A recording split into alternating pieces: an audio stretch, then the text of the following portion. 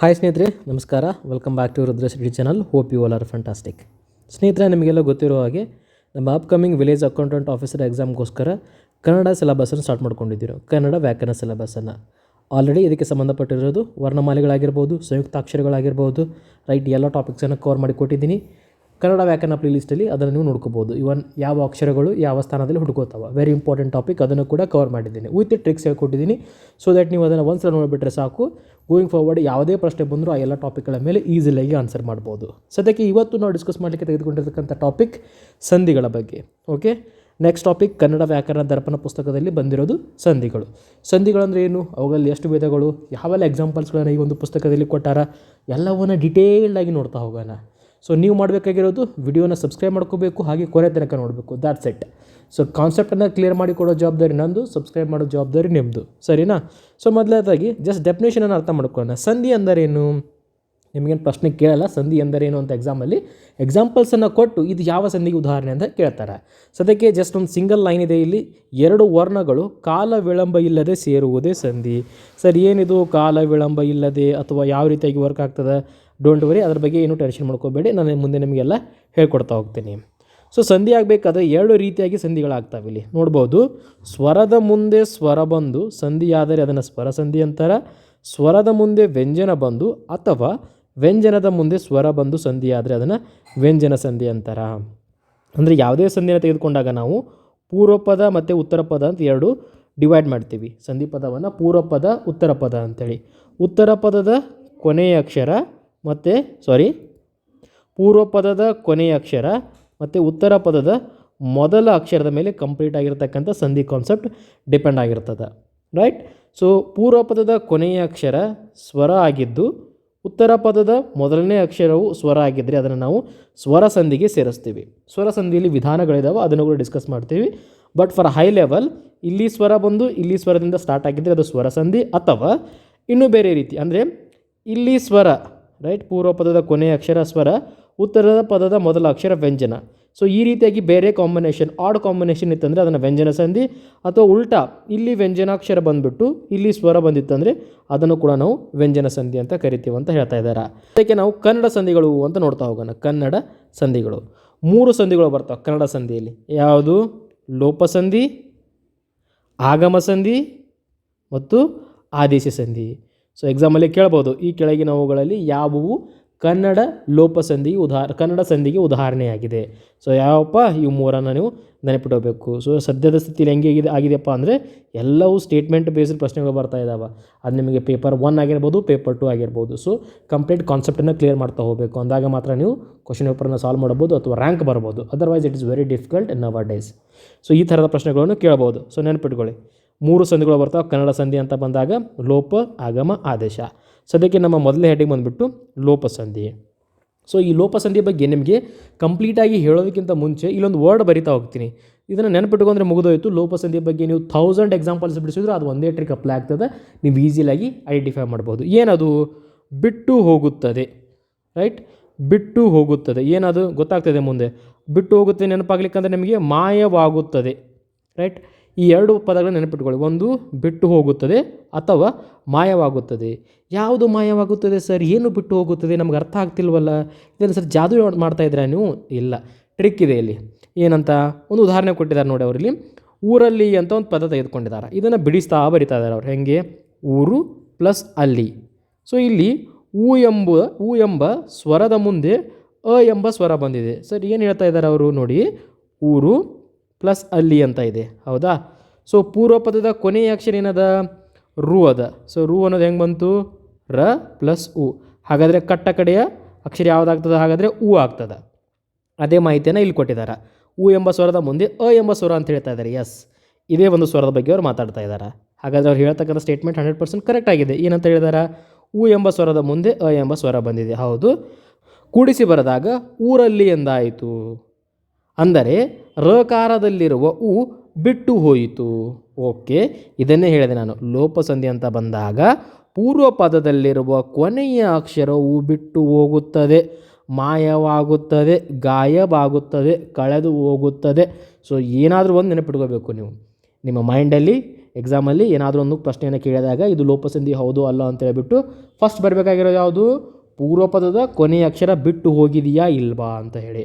Sir ಹೆಂಗೆ ಬಿಟ್ಟು ಹೋಗಿದೆ ಅಂತ ಹೇಳ್ತಾ ಇದ್ದಾರೆ ನೀವು ಇಲ್ಲಿ ನೋಡಿ. ಇಲ್ಲಿ ಸಂಧಿ ಆದಾಗ ಈ ಅಕ್ಷರಗಳು ಮಾತ್ರ ಕಾಣಿಸ್ತಾ ಇದ್ದಾವೆ ನಮಗಲ್ಲಿ. ಸೊ ಅಂತಕ್ಕಂಥ ಅಕ್ಷರ ಕಾಣಿಸ್ತಾನೇ ಇಲ್ಲ.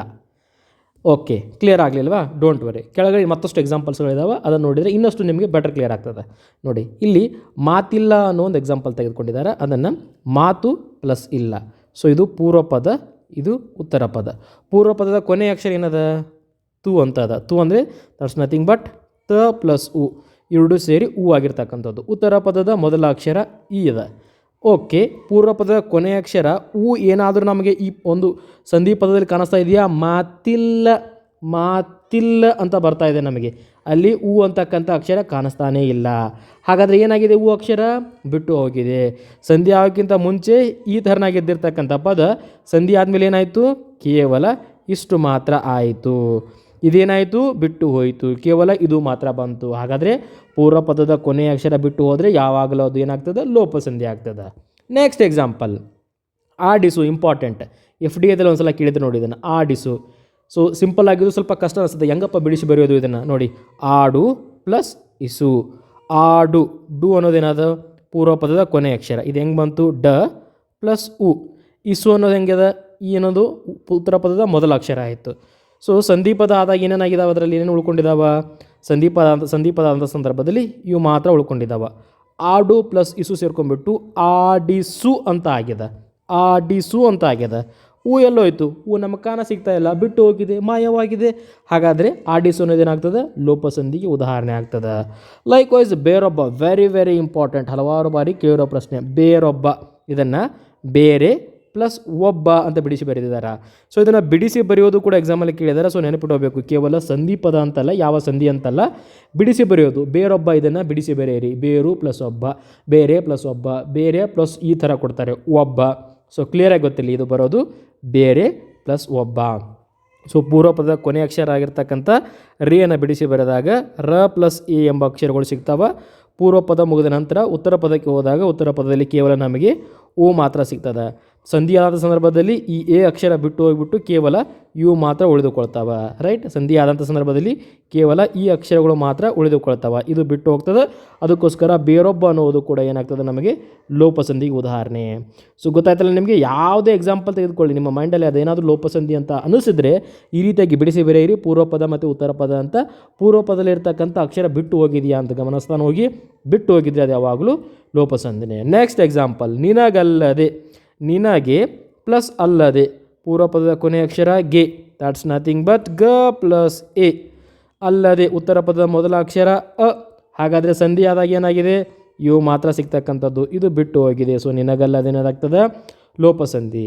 ಸಿಮಿಲರ್ಲಿ ನಾವೆಲ್ಲವೂ ಕೂಡ ಏನಾಗ್ತದೆ? ಲೋಪಸಂಧಿ. ನೋಡಿ, ಊಕಾರ ಬಿಟ್ಟು ಹೋಯಿತು ಅಂದರೆ ಇದು ಬಿಟ್ಟು ಹೋಯಿತು, ಕೇವಲ ಇದು ಮಾತ್ರ ಉಳಿಯಿತು. ಇದು ಉಳಿತು ಅಂದರೆ ಏನು? ಉತ್ತರ ಪದ ಉಳಿಯಿತು, ಪೂರ್ವ ಪದದ ಕೊನೆಯ ಅಕ್ಷರ ಬಿಟ್ಟು ಹೋಯಿತು. ಸೊ ಇಲ್ಲೊಂದು ಪ್ಯಾರಾಗ್ರಾಫ್ ಕೊಟ್ಟಿದ್ದಾರೆ, ನೋಡ್ತಾ ಹೋಗಿ.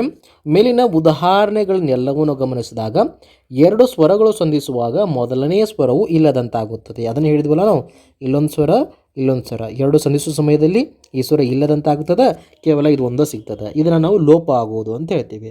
ಆದರೆ ಇನ್ನೂ ಸ್ವಲ್ಪ ಸಮಯದಲ್ಲಿ ಹೆಂಗಾಗ್ತದೆ ಅಂದರೆ ನೋಡ್ತಾ ಹೋಗಿ, ಕೆಲವು ಕಡೆಗೆ ಸ್ವರದ ಮುಂದೆ ಸ್ವರವು ಬಂದಾಗ ಲೋಪ ಮಾಡಿದರೆ ಅರ್ಥ ಕೆಡುವಂತಾಗುತ್ತದೆ. ಸೊ ಅಂಥ ಸಂದರ್ಭದಲ್ಲಿ ನಾವು ಸಂಧಿಯನ್ನು ಮಾಡಬೇಕಾಗಾದರೆ ಇಲ್ಲ, ಅಂಥ ಸಂದರ್ಭದಲ್ಲಿ ಅವುಗಳನ್ನು ಬಿಡಿಸಿ ಬರಲಿಕ್ಕೆ ಆಗಲ್ಲ. ಅಂದರೆ ಲೋಪಸಂಧಿಗೆ ಉದಾಹರಣೆಯನ್ನಾಗಿ ನೋಡಲಿಕ್ಕೆ ಆಗಲ್ಲ. ಸರ್ ಯಾವ ರೀತಿಯಾಗಿ ಈ ಒಂದು ಉದಾಹರಣೆಯನ್ನು ಕೊಡಿ ನೋಡೋಣ. ಇಲ್ಲಿ ನೋಡಿ, ಪೂರ್ವಪದ ಮನೆ, ಉತ್ತರ ಪದ ಇಂದ. ಸೊ ಲೋಪಸಂಧಿಯ ಪ್ರಕಾರ ಏನಾಗಬೇಕು? ಈ ಅಕ್ಷರ ಬಿಟ್ಟು ಹೋಗಬೇಕು. ಹಾಗಾದರೆ ಇವು ಅಷ್ಟೇ ಉಳಿದ್ರೆ ಅಥವಾ ಕೂಡಿಸ್ಕೊಂಡ್ರೆ ಏನಾದರೂ ಒಂದು ಸಂಧಿ ಆಗ್ತದೆ. ಮನಿಂದ. ಏನು ಸರ್ ಇದು ಕನ್ನಡದಲ್ಲಿ ಮನಿಂದ ಅನ್ನೋ ಪದವನ್ನೇ ಕೇಳಿಲ್ಲ ನಾವು, ಏನಿದು ಮನಿಂದ? ಹಾಗಾದರೆ ಈ ಪದನೇ ಇಲ್ಲ. ಇದರ ಅರ್ಥ ಏನು? ಎಲ್ಲೆಲ್ಲಿ ಅರ್ಥ ಕೆಡುವುದಿಲ್ಲಲ್ಲ ಆ ಪಕ್ಷದಲ್ಲಿ ಮಾತ್ರ ನಾವು ಕೂಡಿಸ್ಬೇಕು, ಸಂಧಿಸಬೇಕು ಅನ್ನೋ ಅರ್ಥ. ಇನ್ನೊಂದು ಎಕ್ಸಾಂಪಲ್ ಕೊಟ್ಟಿದ್ದ ನೋಡಿ, ಗುರು ಅನ್ನುವ ಪೂರ್ವ ಪದವನ್ನು ಅನ್ನುವ ಉತ್ತರ ಪದದ ಜೊತೆಗೆ ಸೇರಿಸಿದ್ದಾರೆ. ಸರ್ ನಮಗಿದು ಲೋಪಸಂಧಿ ಅನಿಸ್ತಾ ಇದೆಯಾ? ಹೆಂಗೆ ಸರ್ ಅನಿಸ್ತಾ ಇದೆ? ಕೂಡಿಸಿ ಬೇರೆ ಗೊತ್ತಾಗ್ತದೆ ನಿಮಗೆ. ಗುರನ್ನು ಅಂತ ಆಗ್ತದೆ. ಗುರನ್ನು ಪದಕ್ಕೆ ಅರ್ಥ ಇದೆಯಾ? ಇಲ್ಲ. ಅದೇ ಗುರುವನ್ನು ಅಂತ ಅಂದರೆ ನೀವು ಅದನ್ನು ಅರ್ಥ ಆಗ್ತಿದೆ ಅಂತ ಅನ್ಕೋಬೇಕು. ಬಟ್ ಅವಾಗ ಅದು ಬೇರೆ ಸಂಧಿ ಆಗ್ತದೆ, ಅದನ್ನು ನಾವು ಕೆಳಗಡೆ ಕಲಿತೀವಿ. ಬಟ್ ನಮ್ಮ ಮೈಂಡಲ್ಲಿ ಸದ್ಯಕ್ಕೆ ಬೇಕಾಗಿರೋದು ಲೋಪಸಂಧಿ. ಲೋಪಸಂಧಿ ಎಂದ ಪಕ್ಷದಲ್ಲಿ ಬಿಡಿಸಿ ಬರೀತಕ್ಕಂಥ ಸಮಯದಲ್ಲಿ ಪೂರ್ವ ಪದದ ಕೊನೆಯ ಅಕ್ಷರವನ್ನು ಬಿಟ್ಟು ಕೇವಲ ಉತ್ತರ ಪದದಲ್ಲಿರುವ ಅಕ್ಷರವನ್ನು ಮಾತ್ರ ತೆಗೆದುಕೊಂಡು ಸಂಧಿಪದ ಮಾಡಿ ನೋಡಬೇಕು. ಸಂಧಿಪದ ಮಾಡಿದಂಥ ಸಂದರ್ಭದಲ್ಲಿ ಅದಕ್ಕೆ ಅರ್ಥ ಬರ್ತಾ ಇದ್ದರೆ ಮಾತ್ರ ಲೋಪಸಂಧಿ ಮಾಡಬೇಕು. ಸೊ ಇವಾಗ ಗುರನ್ನು ಅಂತ ಬಂದರೆ ಅದಕ್ಕೆ ಅರ್ಥ ಇಲ್ಲ. ಹಾಗಾದರೆ ಗುರನ್ನು ಅನ್ನೋದು ಯಾವುದೇ ರೀತಿಯಾಗಿರ್ತಕ್ಕಂಥ ಸಂಧಿಗೆ ಉದಾಹರಣೆ ಅಲ್ಲ. ಹಾಗಾದರೆ ಇಲ್ಲಿ ನೋಡಿ ಸೆಂಟೆನ್ಸ್, ಅರ್ಥವು ಹಾಳಾಗುವಲ್ಲಿ ಲೋಪ ಮಾಡಬಾರದು, ಅಲ್ಲಿ ಬೇರೆ ವಿಧಾನವನ್ನು ಅನುಸರಿಸಬೇಕಾಗುವುದು. ಹಾಗಾದರೆ ಒಟ್ಟಿನಲ್ಲಿ ಲೋಪಸಂಧಿಗೆ ಸೂತ್ರವೇನು? ಎಸ್, ಆ ಸೂತ್ರ ಇಲ್ಲಿದೆ. ನಾವೇನು ಡಿಸ್ಕಸ್ ಮಾಡಿದ್ದೀವಲ್ಲ ಅದನ್ನೇ. ಸ್ವರದ ಮುಂದೆ ಸ್ವರವು ಬಂದು ಸಂಧಿಯಾಗುವಾಗ ಪೂರ್ವ ಪದದಲ್ಲಿರುವ ಸ್ವರವು ಅರ್ಥವು ಕೆಡದಿದ್ದ ಪಕ್ಷದಲ್ಲಿ ಮಾತ್ರ ಲೋಪವಾಗುತ್ತದೆ. ಇದಕ್ಕೆ ನಾವು ಲೋಪಸಂಧಿ ಎಂದು ಕರೆಯುತ್ತೇವೆ. ಇಷ್ಟೊತ್ತು ಡಿಸ್ಕಸ್ ಮಾಡಿದೆ ಅದೇ ಅಲ್ಲ ಸರ್ ನಾವು. ಎಸ್, ಅದನ್ನೇ ನಾವು ಇವಾಗ ಡೆಫಿನೇಷನ್ ರೂಪದಲ್ಲಿ ಕಲಿತಾ ಇದ್ದೀವಿ, ಅಷ್ಟೇ ಡಿಫ್ರೆನ್ಸ್. ಮತ್ತೊಂದು ಉದಾಹರಣೆಯನ್ನು ಕೊಟ್ಟಿದ್ದಾರೆ ನಮ್ಮ ಕನ್ನಡ ವ್ಯಾಕರಣ ದರ್ಪಣದಲ್ಲಿ. ಅದಕ್ಕೆ ನಾನು ಹೇಳ್ತಾ ಇರೋದು ಈ ಪುಸ್ತಕ ಭಾಳ ಇಂಪಾರ್ಟೆಂಟ್ ಅಂತ. ಯಾಕಂದರೆ ಸಾಕಷ್ಟು ಎಕ್ಸಾಂಪಲ್ಸ್ಗಳಿದ್ದಾವೆ ಈ ಪುಸ್ತಕದಲ್ಲಿ.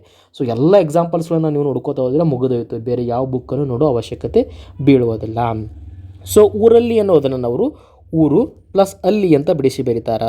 ರು ಅಂತಕ್ಕಂಥದ್ದು ರ ಪ್ಲಸ್ ಉ ಅನ್ನುವ ಅಕ್ಷರ ಸೇರಿ ಅಲ್ಲಿ ಎಂಬಲ್ಲಿ ಸಂಧಿಯಾದಂಥ ಸಂದರ್ಭದಲ್ಲಿ ಇದು ಹೋಗಿ ಊರಲ್ಲಿ ಮಾತ್ರ ಆಗಿದೆ. ಸೊ ಊರಲ್ಲಿ ಅನ್ನೋದು ಲೋಪಸಂಧಿ, ಊಕಾರ ಲೋಪ ಆಗಿದೆ. Likewise if you come down, ದೇವರಿಂದ ಅಂತದ ಇಲ್ಲಿ.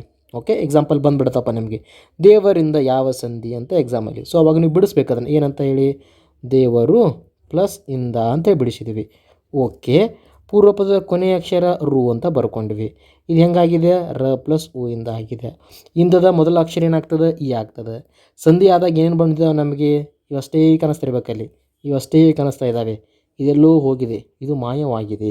ಪೂರ್ವಪದದ ಅಕ್ಷರವು ಕೊನೆಯ ಅಕ್ಷರವು ಮಾಯವಾದರೆ ಅದನ್ನು ನಾವು ಯಾವಾಗಲೂ ಲೋಪಸಂಧಿ ಅಂತೇವೆ. ಹಾಗಾದರೆ ಅವ್ರು ಕೊಟ್ಟಿರ್ತಕ್ಕಂಥ ಡೆಫಿನೇಷನ್ ಅಥವಾ ನಾವು ಅರ್ಥ ಮಾಡ್ಕೊಂಡಿದ್ದು ಎಲ್ಲವೂ ಕರೆಕ್ಟ್ ಆಗಿದೆ. ಬಲ್ಲೆನೆಂದು ವೆರಿ ಇಂಪಾರ್ಟೆಂಟ್, ಅಲ್ಲಿ ಬಿಟ್ಟು ಸ್ಟಾರ್ ಮಾರ್ಕ್. ಎಕ್ಸಾಂಪಲ್ ಬಂದಿರತಕ್ಕಂಥ ಒಂದು ಉದಾಹರಣೆ, ಬಲ್ಲೆನೆಂದು ಯಾವ ಸಂಧಿಗೆ ಉದಾಹರಣೆ, ಬಲ್ಲೆನೆಂದು ಎಂಬುದು ಲೋಪಸಂಧಿಗೆ ಉದಾಹರಣೆ. ಇಷ್ಟೊತ್ತು ಕಲಿತ್ವಿ. ಬಲ್ಲೆನು ಪ್ಲಸ್ ಎಂದು, ಇವನ್ ಬಿಡಿಸಿ ಬರೆಯಲಿ ಕೂಡ ಕೇಳ್ಬೋದು, ನೆನಪಿಟ್ಟುಕೊಳ್ಳಿ. ಬಲ್ಲೆನು ಪ್ಲಸ್ ಎಂದು, ಬಲ್ಲೆನೆಂದು ಅಂತ ಬಂದಾಗ.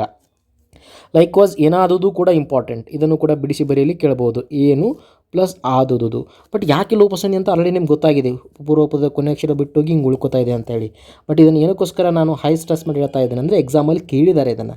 ಬಲ್ಲೆನೆಂದು ಮತ್ತು ಏನಾದುದು ಬಿಡಿಸಿ ಬರೆಯಿರಿ. ಸೊ ನೆನಪಿಟ್ಕೊಳ್ಳಿ, ಏನು ಪ್ಲಸ್ ಆದುದು ಎರಡು ಸೇರಿ ಏನಾದುದು ಇಲ್ಲಿ ಬಿಟ್ಟು ಹೋಗಿ ಊಕಾರ ಲೋಪವಾಗಿ ನಮಗೆ ಲೋಪಸಂಧಿ ಆಗಿದೆ. That's it. ನೆಕ್ಸ್ಟ್ ಎಕ್ಸಾಂಪಲ್, ಇವನಿಗಾನು. Very very important. ಇವನಿಗೆ ಪ್ಲಸ್ ಆನು, ಇವನಿಗೆ ಪ್ಲಸ್ ಆನು. ಎಕ್ಸಾಂಪಲ್ ಹೀಗೆ ಬಂದರೆ ಯಾವ ವಿಭಕ್ತಿ ಪ್ರತ್ಯಯಪ್ಪ, ಅದು ಚತುರ್ಥಿ ವಿಭಕ್ತಿ ಪ್ರತ್ಯಯ. ಅದರ ಬಗ್ಗೆ ಕೂಡ ಮುಂದೆ ಇದೆ ಸ್ನೇಹಿತರೆ, ಡೋಂಟ್ ವರಿ, ಅದನ್ನು ಕೂಡ ನಾವು ಕವರ್ ಮಾಡೋಣ. ಕರ್ತೃ, ಕರ್ಮ, ಕರ್ಣಾರ್ಥ, ಸಂಪ್ರದಾನ, ಅಪದಮನ, ಸಂಬಂಧ, ಅಧಿಕರಣ, ಕಾರಕಾರ್ಥಗಳನ್ನು ಕೇಳ್ತಾರ, ನೆನಪಿಟ್ಕೋಬೇಕಾಗ್ತದೆ. ಪ್ರಥಮವು ದ್ವಿತೀಯನು, ತೃತೀಯದಿಂದ ಚತುರ್ಥಿಗೆ, ಸಪ್ತಮಿ, ಹಾಗೆ ಅಲ್ಲಿ ಇದರ ಪ್ರಕಾರ ಹಳಗನ್ನಡದಲ್ಲಿ ಕೇಳ್ತಾರೆ, ಸಪ್ತಮದಲ್ಲಿ ಓಲ್ಡ್. ಸೊ ಅವು ಎಲ್ಲ ಇದಾವೆ ಕೆಳಗಡೆ, ಅವನು ಕೂಡ ಕಲಿಯೋಣ, ಸರಿನಾ. ನೆಕ್ಸ್ಟ್ ಹೋಗೋಣ, ಅವನೂರು.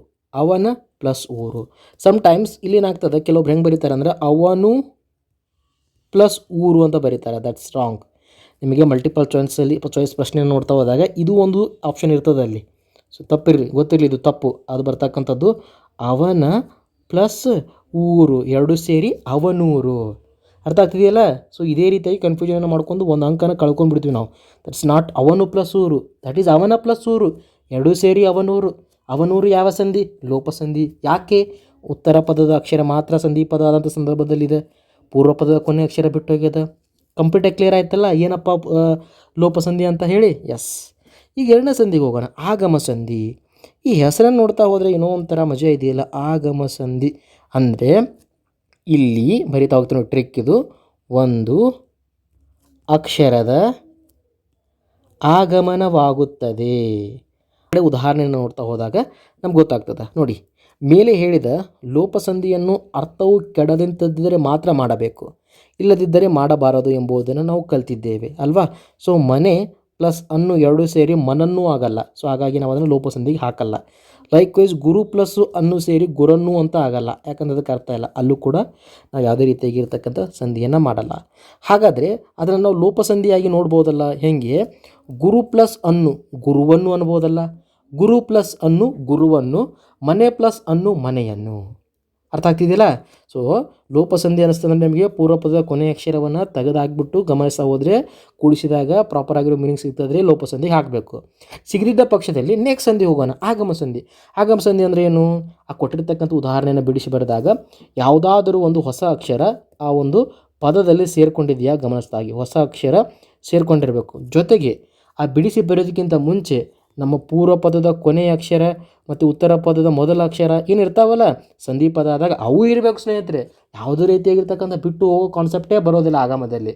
ಲೋಪಸಂಧಿಯಲ್ಲಿ ನಾವು ಹೆಂಗೆ ಪೂರ್ವ ಪದದ ಕೊನೆಯ ಅಕ್ಷರ ಬಿಟ್ಟು ಹೋಗ್ತದೆ ಅಂತ ಹೇಳ್ತಾ ಇದ್ವಲ್ಲ, ಇಲ್ಲಿ ಹಂಗಲ್ಲ ಸ್ನೇಹಿತರೆ. ಯಾವ ಪದನೂ ಬಿಟ್ಟು ಹೋಗಲ್ಲ, ಇರೋ ಪದಗಳು ಅಥವಾ ಅಕ್ಷರಗಳು ಎಲ್ಲವೂ ಇರ್ತಾವೆ.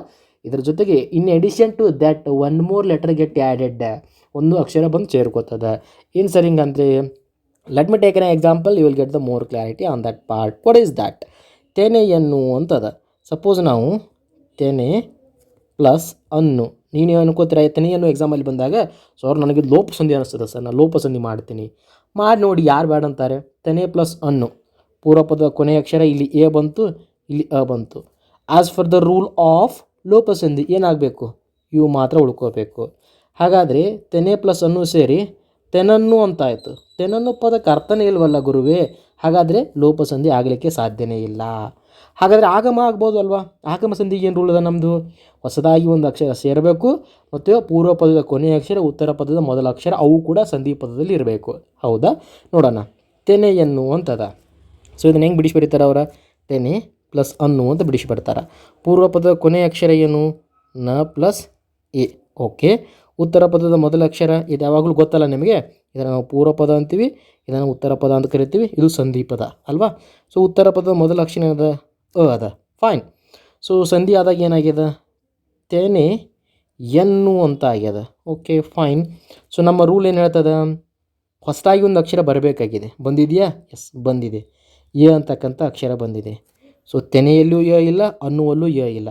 ಬಟ್ ಸಂಧಿ ಪದ ಮಾಡಿದಾಗ ಯ ಅನ್ನೋ ಅಕ್ಷರ ಬಂದಿದೆ. ಮೊದಲನೇ ನಿಯಮ ಸ್ಯಾಟಿಸ್ಫೈ ಆಯಿತು. ಇನ್ನೊಂದು ಹೇಳಿದೆ ನಾನು. ಏನು ಹೇಳಿದೆ? ಪೂರ್ವ ಪದದ ಕೊನೆಯ ಅಕ್ಷರ ಇರಬೇಕು, ಉತ್ತರ ಪದದ ಮೊದಲ ಅಕ್ಷರವೂ ಇರಬೇಕು. ತೆನೆ ಹೇಳಿದೆ ಅಲ್ವಾ? ನೇ ಅದ. ನೇಯ ಕೊನೆಯ ಅಕ್ಷರ ಇಲ್ಲಿ ಏನದ? ಎ ಅದ. ಹಾಗಾದರೆ ಇದರೊಳಗಡೆ ಎ ಬಂದೇ ಬರ್ತದಲ್ಲ? ಎಸ್ ಬರ್ತದೆ. ನೆಕ್ಸ್ಟ್ ಉತ್ತರ ಪದದ ಮೊದಲ ಅಕ್ಷರ ಏನದ? ಅ ಅದ. ಈ ಯನ ಬಿಡಿಸಿ ಬರೆದಾಗ ನಮ್ಗೆ ಇದ್ರೊಳಗಡೆ ಅ ಸಿಗ್ತದನೋ ಇಲ್ಲೋ? ಸಿಗ್ತದನೋ ಇಲ್ಲೋ ಹೇಳ್ರಿ ನನಗೆ. ಸಿಗ್ತೈತಿ. ಹಾಗಾದರೆ ಪೂರ್ವ ಪದದ ಮೊದಲ ಅಕ್ಷರ ಅದ, ಕೊನೆಯ ಅಕ್ಷರ ಅದ, ಉತ್ತರ ಪದದ ಮೊದಲ ಅಕ್ಷರನದ, ಹೊಸದಾಗಿ ಒಂದು ಅಕ್ಷರ ಬಂದು ಸೇರಿಕೊಂಡದ. ಹಾಗಾದರೆ ತೆನೆಯನ್ನು ಏನಾಯಿತು? ಆಗಮ ಸಂಧಿ. So simple. ನಿಮಗೇನಾದರೂ ಅದು ಆಗಮ ಸಂಧಿ ಅಂತ ಅನ್ನಿಸ್ತಾ ಅಂದ್ಕೊಳ್ಳಿ. ಎಕ್ಸಾಂಪಲ್ ಏನು ಚೆಕ್ ಮಾಡಬೇಕು ನೀವು? ಅದನ್ನು ಬಿಡಿಸಿ ಬರೆಯಬೇಕು. ಬಿಡಿಸಿ ಬರೆದ ಸಂದರ್ಭದಲ್ಲಿ ಪೂರ್ವ ಪದದ ಕೊನೆಯ ಅಕ್ಷರ, ಉತ್ತರ ಪದದ ಮೊದಲ ಅಕ್ಷರ, ಇನ್ ಎಡಿಷನ್ ಟು ದ್ಯಾಟ್ ಹೊಸದಾಗಿ ಒಂದು ಅಕ್ಷರ ಸೇರ್ಪಡೆಯಾಗಿದೆ ನೋಡಬೇಕು. ಯಾವಾಗಲೂ ಸೇರ್ಪಡೆಗೊಂಡಿರುವ ಅಕ್ಷರ ಏನಾಗಿರ್ತದೆ? ಯ ಅಥವಾ ವ ಮಾತ್ರ ಆಗಿರ್ತದೆ. ಇದನ್ನು ಬಿಟ್ಟು ಬೇರೆ ಯಾವ ಅಕ್ಷರನೂ ಸೇರೋದಿಲ್ಲ ಸ್ನೇಹಿತರೆ, ಬಂಧುಗಳೇ, ಆತ್ಮೀಯರೇ, ಮಿತ್ರರೇ, ನೆನಪಿಟ್ಟುಕೊಳ್ಳಿ. Friends, please keep this point in your mind. ಆಗಮ ಸಂಧಿ ಆಗಬೇಕಾಗಿತ್ತಂದರೆ ಅಲ್ಲಿ ಕೇವಲ 2 ಅಕ್ಷರಗಳು ಯ ಮತ್ತು ವ ಬರ್ತಾವೆ. ಜೊತೆಗೆ ಪೂರ್ವ ಪದದ ಕೊನೆಯ, ಉತ್ತರ ಪದದ ಮೊದಲ ಅಕ್ಷರವೂ ಬರ್ತದೆ. Okay, let's take another example. ಕೈಯನ್ನು. ಸೊ ಕೈ ಪ್ಲಸ್ ಅನ್ನು. ಕೈಯನ್ನು ಹೆಂಗೆ ಬಿಡಿಸಿ ಬರೀತೀವಿ ನಾವು? ಇಲ್ಲಿ ಕ ಅನ್ನುವ ಸ್ವರ ಪ್ಲಸ್ ಐ ಅನ್ನುವ ಕ ಅನ್ನುವ ವ್ಯಂಜನ ಪ್ಲಸ್ ಐ ಅನ್ನುವ ಸ್ವರ ಅದ. ಉತ್ತರ ಪದದಲ್ಲಿ ಅ ಅದ. ಎರಡನ್ನೂ ಸೇರಿಸಿ ಬರೆದಾಗ ಏನಾಗದ? ಕೈಯನ್ನು ಅಂತ ಆಗ್ಯದ. ಸೊ ಹೊಸದಾಗಿ ಏನಾದರೂ ಆ್ಯಡ್ ಆಗಿದೆಯಾ? ಎಸ್, ಯ ಆ್ಯಡ್ ಆಗಿದೆ. ಹಾಗಾದರೆ ಇದು ಯಕಾರಾಗಮ ಸಂಧಿ. ಓಕೆ, ಯಕಾರಾಗಮ ಸಂಧಿ ಅಂತ ನೀವು ಕನ್ಫರ್ಮೇಷನ್ ಕೊಡೋದಕ್ಕಿಂತ ಮುಂಚೆ, ಡಂಗರವನ್ನು ಹೊಡೆಯೋಕ್ಕಿಂತ ಮುಂಚೆ ಸರ್ ಇನ್ನೊಂದು ರೂಲ್ ಹೇಳಿದ್ರಲ್ಲ ನೀವು, ಪೂರ್ವ ಪದದ ಕೊನೆಯ ಅಕ್ಷರ ಮತ್ತು ಉತ್ತರದ ಮೊದಲು, ಅದನ್ನು ಚೆಕ್ ಮಾಡಿ ಅಲ್ಲ, ಹಂಗೆ ಯಾಕೆ ಹೇಳ್ತೀರಾ ನೀವು? ನೋ ಪ್ರಾಬ್ಲಮ್ ಬ್ರದರ್, ಚೆಕ್ ಮಾಡೋಣ ಬನ್ನಿ. ಇವಾಗ ಕೊನೆಯ ಅಕ್ಷರ ಇಲ್ಲೇನದ? ಐ ಅದ. ಸೊ ಈ ಕೈ ಒಳಗಡೆ ಐ ಸಿಕ್ಕೇ ಸಿಗ್ತದೆ ನಮಗೆ? ಎಸ್ ಸಿಕ್ಕೇ ಸಿಗ್ತದೆ. ಈ ಅ ಅನ್ನೋದು ಈ ಒಳಗಡೆ ಸಿಕ್ಕೇ ಸಿಗ್ತದನ? ಸಿಕ್ಕೇ ಸಿಗ್ತದೆ ಅಲ್ವಾ? ಹಾಗಾದರೆ ಕೈಯನ್ನು ಅನ್ನೋದು ಏನಾಗ್ತದೆ? ಆಗಮ ಸಂಧಿ. ಲೈಕ್ ದಟ್ ಚಳಿಯಲ್ಲಿ. ಚಳಿ ಪ್ಲಸ್ ಅಲ್ಲಿ ಎರಡೂ ಸೇರಿಸಿ ಚಳಿಯಲ್ಲಿ. ಯ ಅಕ್ಷರ ಬಂತು, ಯಕಾರ ಆಗಮ ಸಂಧಿ. ಕಣ್ಣು ಮುಚ್ಕೊಂಡು ಹಾಕಿಬಿಟ್ವಿ. ಇಲ್ಲ ಸರ್ ನಮ್ಗೆ ಬಿಡಿಸಿ ಹೇಳಿ ಅಂದಾಗ ಮಾತ್ರ ಕ್ಲಿಯರ್ ಆಗ್ತದೆ. Don't worry. ಪೂರ್ವ ಪದದ ಕೊನೆಯ ಅಕ್ಷರ ಳ ಪ್ಲಸ್ ಇ, ಉತ್ತರ ಪದದ ಮೊದಲ ಅಕ್ಷರ ಚಳಿ ಪ್ಲಸ್ ಅಲ್ಲಿ, ನಾಟು ಅಲ್ಲಿ ಅ ಅದ. ಸಂಧಿ ಆದಾಗ ಏನಾಗ್ಯದ? ಚಳಿಯಲ್ಲಿ ಅಂತ ಆಗ್ಯದ. ಎಲ್ಲಿ ಅಂದಾಗ ಯ ಆಗಮ ಆಗಿರೋದನ್ನು ನೋಡಿದ್ದೀವಿ. ಹೊಸದಾಗಿ ಒಂದು ಅಕ್ಷರ ಆಗಮ ಆಗಿದೆ. ಒಂದನೇ ನಿಯಮ ಸ್ಯಾಟಿಸ್ಫೈಡ್. ಎರಡನೇ ನಿಯಮ ಏನು? ಪೂರ್ವ ಪದದ ಕೊನೆಯ ಅಕ್ಷರ, ಉತ್ತರ ಪದದ ಮೊದಲ ಅಕ್ಷರ ಎರಡೂ ಇದ್ದಾವ. ಚಳಿ ಕಾಣ್ತದ, ಯದಲ್ಲಿ ಅ ಕಾಣ್ತದ. ಸೊ ಚಳಿಯಲ್ಲಿ ಆಗಮ ಸಂಧಿ. ಸಿಮಿಲರ್ಲಿ ಮಳೆಯಿಂದ ಕೂಡ ಏನಾಗ್ತದೆ? ಆಗಮ ಸಂಧಿ. ಕಾನ್ಸೆಪ್ಟ್ ಅರ್ಥ ಆಗ್ತಿದೆಯಲ್ಲ ನಿಮಗೆ? ಗಾಳಿಯನ್ನು, ಕೆರೆಯಲ್ಲಿ, ಮರೆಯಿಂದ ಯಾವುದನ್ನು ತೆಗೆದುಕೊಂಡ್ರೂ ಕೂಡ ನಮ್ಗೆ ಹಾಗೆ ಆಗ್ತದೆ ನೋಡಿ. ಇನ್ನೊಂದು ಬಿಡಿಸಿ ನೋಡಬೇಕಾದ್ರೆ ಇಲ್ಲಿ ಕೆರೆಯಲ್ಲಿ ಅಂತದ, ಇದನ್ನು ಕೆರೆ ಪ್ಲಸ್ ಅಲ್ಲಿ ಅಂತ ಬಿಡಿಸಿ ಬರೆದಾರ. ಕೆರೆ ಪ್ಲಸ್ ಅಲ್ಲಿ, ಇಲ್ಲೊಂದು ಹೊಸ ಅಕ್ಷರ ಆ್ಯಡ್ ಆಗಿದೆ ಯ ನೋಡಿ, ಮಿಡಲಲ್ಲಿ ಯ ಬಂದದ. ಇನ್ ಅಡಿಷನ್ ಟು ದಟ್ ಮೊದಲನೇ ಅಕ್ಷರದ ಕೊನೆಗಿರ್ತಕ್ಕಂಥದ್ದು ಉತ್ತರ ಪದದ ಮೊದಲಿಗೆ ಇರ್ತಕ್ಕಂಥದ್ದು, ಪೂರ್ವ ಪದದ ಕೊನೆಯ ಅಕ್ಷರ ಮತ್ತು ಉತ್ತರ ಪದದ ಮೊದಲ ಅಕ್ಷರಗಳು ಕೂಡ ಕೆರೆಯಲ್ಲಿ ಕಾಣ್ತಕ್ಕಂಥದ್ದು. ಸೊ ಹಾಗಾದರೆ ಕೆರೆಯಲ್ಲಿ ಏನಾಯಿತು, ಯಕಾರಾಗಮ ಸಂಧಿಗೆ ಉದಾಹರಣೆ ಆಯಿತು. ಇಷ್ಟೊತ್ತು ಏನು ನೋಡಿದ್ವಿ ನಾವು, ಯದಿಂದ ಎಂಡ್ ಆಗಿರ್ತಕ್ಕಂಥದ್ದು ಅಂದರೆ ಯ ಬಂದಿರತಕ್ಕಂಥದ್ದನ್ನು ಯಕಾರಾಗಮ ಸಂಧಿ ಅಂತ ಹೇಳಿದೆ. ನಾನು ಆವಾಗಲೇ ಹೇಳಬೇಕಾದ್ರೆ ಒಂದು ಪಾಯಿಂಟ್ ಹೇಳಿದೆ, ಆಗಮ ಸಂಧಿಯಲ್ಲಿ ಯಾವಾಗಲೂ ಯ ಮತ್ತು ವ ಬರ್ತದೆ ಅಂತೇಳಿ. ಇಷ್ಟೊತ್ತು ಯ ನೋಡಿದ್ವಿ, ಯಕಾರಾಗಮ ಸಂಧಿ. ಲೈಕ್ ವಾಯ್ಸ್ ಇನ್ನು ಮುಂದೆ ನಾವು ವ ನೋಡ್ತೀವಿ, ಅದನ್ನು ವಕಾರಾಗಮ ಸಂಧಿ ಅಂತ ಕರಿತೀವಿ. ಹೇಗೆ ನೋಡಿ, ಗುರು ವನ್ನು ಇಲ್ಲೇನದ ವ ಕಾಣಿಸ್ತಾ ಇದೆ, ಪಿತೃವನ್ನು ವ ಕಾಣಿಸ್ತಾ ಇದೆ, ಮಗುವಿಗೆ ವ ಕಾಣಿಸ್ತಾ ಇದೆ, ಆ ಉಂಗುರ ವ ಕಾಣಿಸ್ತಾ ಇದೆ, ಆ ಊರು ವ ಕಾಣಿಸ್ತಾ ಇದೆ, ಆ ಓಲೆ ವ ಕಾಣಿಸ್ತಾ ಇದೆ, ಪೂವನ್ನು ವ ಕಾಣಿಸ್ತಾ ಇದೆ. ಸೊ ಈ ರೀತಿಯಾಗಿ ಒಂದು ಸಂಧಿ ಪದವನ್ನು ನೋಡ್ತಾ ಹೋದಾಗ ಯ ಅಥವಾ ವ ಕಂಡ್ರೆ ಅದು ಯಾವಾಗಲೂ ಏನಾಗಿರ್ತದೆ, ಯಕಾರಾಗಮ ಅಥವಾ ವಕಾರಾಗಮ, ಇನ್ ಶಾರ್ಟ್ ಆಗಮ ಸಂಧಿ ಆಗಿರ್ತದೆ. ಸ್ವಲ್ಪ ಬಿಡಿಸಿ ನೋಡೋಣ ಒಂದು ಯಾವುದಾದ್ರೂ ಎಕ್ಸಾಂಪಲನ್ನು. ಆ ಓಲೆ, ಆ ಪ್ಲಸ್ ಓಲೆ, ವೆರಿ ಇಂಪಾರ್ಟೆಂಟ್. ಎರಡು ಕೂಡಿದಾಗ ಆ ಓಲೆ. ಸೊ ಹೊಸದಾಗಿ ಬಂದಿರತಕ್ಕಂಥ ಅಕ್ಷರ ವ. ಸೊ ಇದ್ದಿರ್ತಕ್ಕಂಥ ಅಕ್ಷರಗಳು ಇದಾವೆ ಸಂಧಿ ಆದಂಥ ಸಂದರ್ಭದಲ್ಲಿ. ಎಸ್, ಆನು ಇದೆ, ಓನು ಅದ. ಸೊ ನೋಡಿ ಇಲ್ಲಿ ಓ ಅಂತ ಇದೆ ಅಲ್ವಾ, ಓ ಅನ್ನೋದು ಹೆಂಗಾಯಿತು, ವ ಪ್ಲಸ್ ಓ ಸೇರಿಯಾಗಿರ್ಬೇಕಲ್ಲ. ಸೊ ಓ ಅನ್ನೋದೇನಾಗಿದೆ, ಸಂಧಿ ಆಗೋಕ್ಕಿಂತ ಮುಂಚೆನೂ ಅದ, ಸಂಧಿ ಆದಮೇಲೂ ಅದ. ಹಾಗಾದರೆ ಇರುವ ಅಕ್ಷರ ಇರ್ತಾವೆ, ಹೊಸದಾಗಿ ಬಂದು ಸೇರ್ಕೋತದೆ. ಆಗಮ ಸಂಧಿ. ಲೋಪ ಸಂಧಿ ಅಂದರೆ ಪೂರ್ವಪದಲ್ಲಿ ಇದ್ದಿರ್ತಕ್ಕಂಥ ಅಕ್ಷರನೇ ಬಿಟ್ಟು ಹೋಗ್ತದೆ, ಅದು ಲೋಪ ಸಂಧಿ ಆಯಿತು. ನೆಕ್ಸ್ಟ್ ಡೆಫಿನಿಷನನ್ನು ಒಂದು ಸಲ ಫೈನಲ್ ಆಗಿ ನೋಡ್ಕೊಂಡ್ಬಿಡೋಣ. ಏನದ, ಸ್ವರದ ಮುಂದೆ ಸ್ವರವು ಬಂದಾಗ ಲೋಪಸಂಧಿ ಮಾಡಿದರೆ ಅರ್ಥವು ಕೆಡುವಂತಿದ್ದಲ್ಲಿ ಆ ಎರಡೂ ಸ್ವರಗಳ ಮಧ್ಯದಲ್ಲಿ ಯಕಾರವನ್ನು ಅಥವಾ ಓಕಾರವನ್ನು ಹೊಸದಾಗಿ ಸೇರಿಸಿ ಹೇಳುತ್ತೇವೆ. ಇದನ್ನು ನಾವು ಆಗಮ ಸಂಧಿ ಎಂದು ಕರೆಯುತ್ತೇವೆ. ಯಕಾರಾಗಮ ವಕಾರಾಗಮ ಎಲ್ಲೆಲ್ಲಿ ಬರುತ್ತವೆ ಎಂಬುದನ್ನು ತಿಳಿಯೋಣ. ಸೊ ನೋಡಿ, ಇದನ್ನೇನು ನೀವು ಓದೋ ಅವಶ್ಯಕತೆ ಇಲ್ಲ, ಯಾಕಂದರೆ ಆಲ್ರೆಡಿ ಹೇಳಿದ್ದೀನಿ, ಸಂಧಿ ಪದದಲ್ಲಿ ಯ ಮತ್ತು ಓ ಬಂದರೆ ಆಲ್ವೇಸ್ ಅದು ಯಾವಾಗಲೂ ಆಗಮ ಆಗಿರ್ತದಂತ. ಬಟ್ ನಿಯಮಗಳನ್ನು ಕೊಟ್ಟಿದ್ದಾರೆ. ಯಕಾರಾಗಮ ಎಲ್ಲೆಲ್ಲಿ ಆಗ್ತದೆ, ಆ ಇ ಎ ಐಗಳ ಮುಂದೆ ಸ್ವರ ಬಂದರೆ ಆ ಎರಡೂ ಸ್ವರಗಳ ಮಧ್ಯದಲ್ಲಿ ಯಕಾರಾಮ ಆಗುತ್ತದೆ. ಸೊ ಪೂರ್ವ ಪದದಲ್ಲಿರ್ತಕ್ಕಂಥ ಕೊನೆಯ ಅಕ್ಷರ ಯಾವಾಗಾದರೂ ಆ ಇ ಎ ಐ ತಂದ್ಕೊಳ್ಳಿ, ಆವಾಗ ಅದು ಯಾವಾಗಲೂ ಏನಾಗ್ತದೆ, ಮುಂದೆ ಏನು ತಗೋತದೆ, ಏನು ತೆಗೆದುಕೊಂಡ್ಬಿಟ್ಟು ಯಕಾರಾಗಮ. ಸೊ ಇವಷ್ಟು ಬಂದರೆ ಏನಾಗ್ತದೆ, ಯಕಾರಾಗಮ ಸಂಧಿ ಆಗ್ತದೆ. ಹಾಗಾದರೆ ವಕಾರಾಗಮ ಸಂಧಿ ಏನಾಗಬೇಕು, ವಕಾರಾಗಮ ಸಂಧಿ ಆಗಬೇಕಾಗಿತ್ತಂದರೆ ಪೂರ್ವ ಪದದ ಕೊನೆಯ ಅಕ್ಷರ ಉ ರು ಓ. ಸೊ ಇದು ನೆನಪಿಟ್ಕೊಳ್ಳಿ, ತುಂಬ ಸರಳ ಆಗ್ತದೆ. ವಕಾರಾಗಮ ಸಂಧಿಗೆ ಸಂಬಂಧಪಟ್ಟಿರೋ ಅಕ್ಷರಗಳು ಕೇವಲ ಕಡಿಮೆ ಇದ್ದಾವೆ. ಯಾವುದು, ಉ ರು ಓ ಇಷ್ಟೇ ಇದ್ದಾವೆ. ಇಷ್ಟು ಏನಾದರೂ ಪೂರ್ವ ಪದದ ಕೊನೆಯ ಅಕ್ಷರದಲ್ಲಿ ಬಂದರೆ ಅದು ಯಾವಾಗಲೂ ವಕಾರಾಗಮನೇ ಆಗ್ತದೆ. ಎಕ್ಸಾಂಪಲ್, ಮಡುವನ್ನು, ಮಡು ಪ್ಲಸ್ ಅನ್ನು ಎರಡು ಸೇರಿಸಿ ಮಡುವನ್ನು, ವ ಬಂದಿದೆ. ಸೊ ಈಸಿಲಿ ವಕಾರಾಗಮ ಅಂತ ಹೇಳ್ಬೋದು. ಇನ್ನು ಸ್ವಲ್ಪ ಬಿಡಿಸಿ ಹೇಳಬೇಕಾಗಿತ್ತಂದರೆ ಇದನ್ನು ವಕಾರಾಗಮ ಸಂಧಿಗೆ ಯಾಕೆ ಹಾಕಬೇಕಪ್ಪ, ಯಕಾರಾಗಮ ಯಾಕೆ ಹಾಕಬಾರ್ದಪ್ಪ ಅಂದರೆ ನಮ್ಮ ನಿಯಮ ಹೇಳ್ತದೆ. ಏನಂತ, ಪೂರ್ವ ಪದದಲ್ಲಿ ಕೊನೆ ಅಕ್ಷರ ಏನಾದರೂ ಉ ಬಂದರೆ ಅದನ್ನು ವಕಾರಾಗಮ ಹಾಕಬೇಕಂತ. ಇಲ್ಲೇನದ, ಡು ಅಂತದ. ಸೊ ಡ ಪ್ಲಸ್ ಉ ಅಂತ ಬರಿತೀವಿ. ಕೊನೆಯ ಅಕ್ಷರ ಉ ಬಂತ ವಕಾರಾಗಮ. ದೊಡ್ಡ ಉ ಬಂದರೂ ಕೂಡ ವಕಾರಾಗಮ, ಅಥವಾ ರು ಬಂದರೂ ಕೂಡ ವಕಾರಾಗಮ. ಮಾತೃವನ್ನು ಸಿಂಪಲಾಗಿ ಹೇಳ್ಬೋದು ನೀವು, ಮಾತೃವನ್ನು ಬಂದರೆ ಕಣ್ಣು ಮುಚ್ಕೊಂಡು ಆಗಮ ಸಂಧಿಗೆ ಉದಾಹರಣೆ ಅಂತ. ಯಾಕಂದರೆ ವ ಬಂದಿದೆಯಲ್ಲ, ಅದಕ್ಕೆ ಎ ಮತ್ತು ವ ನೆನಪಿಡಿ. ನೀವೆಲ್ಲ ಇದನ್ನೇ ನೆನಪಿಡೋ ಅವಶ್ಯಕತೆ ಇಲ್ಲ. ಬಟ್ ನಿಮಗೆ ಕೀ ಏದಾದರೂ ಸ್ಟೇಟ್ಮೆಂಟ್ ಬೇಸಿದ ಪ್ರಶ್ನೆಗಳನ್ನು ಕೇಳೋ ಸಲುವಾಗಿ ಇವುಗಳನ್ನು ನೆನಪಿಟ್ಕೊಳ್ಳೋಕ್ಕೆ ಪ್ರಯತ್ನ ಮಾಡಿ. ವಕಾರಾಗಮ ಸಂಧಿ ಯಾವ್ಯಾವ ಸಂದರ್ಭದಲ್ಲಿ, ಯಕಾರಾಗಮ ಸಂಧಿ ಯಾವ ಸಂದರ್ಭದಲ್ಲಿ. I will repeat it one more time for your understanding purpose. For the ಯಕಾರಾಗಮ ಸಂಧಿ, ಪೂರ್ವ ಪದದ ಕೊನೆಯ ಅಕ್ಷರ ಯಾವಾಗಲೂ ಆ ಇ ಎ ಐ ಇರಬೇಕು. Likewise if you go to the ವಕಾರಾಗಮ ಸಂಧಿ, ಕೊನೆಯ ಅಕ್ಷರ ಯಾವಾಗಲೂ ಉ ರು ಓ ಇರಬೇಕು. ನೆಕ್ಸ್ಟ್ ಮೂರನೇ ಪಾಯಿಂಟ್, ಅಕಾರದ ಮುಂದೆ ಅಕಾರವೇ ಬಂದರೆ ಓಕಾರವಾಗುವುದು. ನೋಡಿ, ಹೊಲ ಪ್ಲಸ್ ಅನ್ನು, ಇಲ್ಲೂ ಅ ಬರ್ತಾ ಇದೆ, ಇಲ್ಲೂ ಅ ಬರ್ತಾ ಇದೆ, ಸಂಧಿ ಆದಾಗ ಒನ್ನು ಆಗ್ತಾ ಇದೆ. ಸೊ ಆಲ್ ಟುಗೆದರ್ ಆಗಮ ಸಂಧಿ ಅಂತ ಬಂದಾಗ ಕೇವಲ ನೀವು ಸ್ವರಗಳ ಜೊತೆಗೆ ಆಟವನ್ನು ಆಡ್ತೀರಾ ಅಲ್ವಾ. ಸ್ವರಗಳ ಜೊತೆಗೆ ಅಂದರೆ ಪೂರ್ವ ಪದದಲ್ಲಿರ್ತಕ್ಕಂಥ ಕೊನೆಯ ಅಕ್ಷರ ಏನಿರಬೇಕಪ್ಪ ಅನ್ನೋದ್ರ ಮೇಲೆ ಡಿಪೆಂಡ್ ಆಗಿರ್ತದೆ. ಸೊ ಇದು ಭಾಳ ಇಂಪಾರ್ಟೆಂಟ್ ಆಯಿತು ನಮಗೆ. ಏನು, ವಕಾರಾಗಮ ಸಂಧಿ ಕೇವಲ 4 ಅಕ್ಷರ ಸಲುವಾಗಿ ಉ ರು ಓ ಬಂದರೆ ವಕಾರಾಗಮ ಅಂತ ಹೇಳಿದ್ವಿ. ಲೈಕ್ ವಾಸ್ ಇವನ್ನೆಲ್ಲವನ್ನು ನಾವು ಯಕಾರಾಗಮ ಅಂತ ಹೇಳಿದ್ವಿ. ಸೊ ಬಟ್ ಒಂದನ್ನು ನೋಟಿಸ್ ಮಾಡಬೇಕು ನೀವು, ಯಕಾರಾಗಮ ಆಗುವ ಸಂದರ್ಭದಲ್ಲಿ ಆ ಹೇಳಿದ್ವಿ, ಈ ಹೇಳಿದ್ವಿ, ಈ ಹೇಳಿದ್ವಿ, ಎ ಐ ಹೇಳಿದ್ವಿ, ಬಟ್ ನಮಗೆ ಅನ ಸಿಗ್ತಾ ಇಲ್ವಲ್ಲ. ಎಕ್ಸಾಮಲ್ಲಿ ಹಿಂಗೆ ಕೊಟ್ಬಿಡ್ತಾರೆ ನಮಗೆ, ಯಕಾರ ಆಗಮ ಸಂಧಿ ಆಗುವ ಸಂದರ್ಭದಲ್ಲಿ ಆ ಈ ಥರ ಕೊಟ್ಬಿಡ್ತಾರೆ. ಸೊ ಗೊತ್ತಿರಲಿ, ವಕಾರ ಆಗಮ ಸಂಧಿಗೆ ಮಾತ್ರ ಬರ್ತದೆ. ಯಕಾರ ಆಗಮ ಸಂಧಿಯ ಸಂದರ್ಭದಲ್ಲಿ ಬರುವುದಿಲ್ಲ. ಪೂರ್ವಪದದ ಕೊನೆಯ ಅಕ್ಷರ ಬರುವುದಿಲ್ಲ, ಕೇವಲ ವಕಾರಾಗಮಕ್ಕೆ ಮಾತ್ರ ಬರುತ್ತದೆ. ಸೊ ಈ ಪಾಯಿಂಟ್ ಕ್ಲಿಯರ್ ಇರಲಿ. ಯಾಕೆ ನಾನು ಪದೇ ಪದೇ ಹೇಳ್ತಾ ಇದ್ದೀನಿ, ಸ್ಟೇಟ್ಮೆಂಟ್ ಬೇಸ್ಡ್ ಬರ್ತಕ್ಕಂಥ ಪ್ರಶ್ನೆ ಪತ್ರಿಕೆಗಳು ಇವಾಗ ಕೀಯದು. ಸೊ ಹಿಂಗೆ ಬರ್ತದೆ ಇದು. ಸೊ ನೆನಪಿರಲಿ, ಯಕಾರಾಗಮದಲ್ಲಿ ಬರುವುದಿಲ್ಲ, ಕೇವಲ ವಕಾರಾಗಮದಲ್ಲಿ ಮಾತ್ರ ಬರುತ್ತದೆ. ಸೊ ಈ ರೀತಿಯಾಗಿ ಕೆಲವೊಂದಿಷ್ಟು ಉದಾಹರಣೆಗಳನ್ನು ನಾವು ಇಲ್ಲಿ ಕಲಿತಾ ಹೋಗ್ತೀವಿ.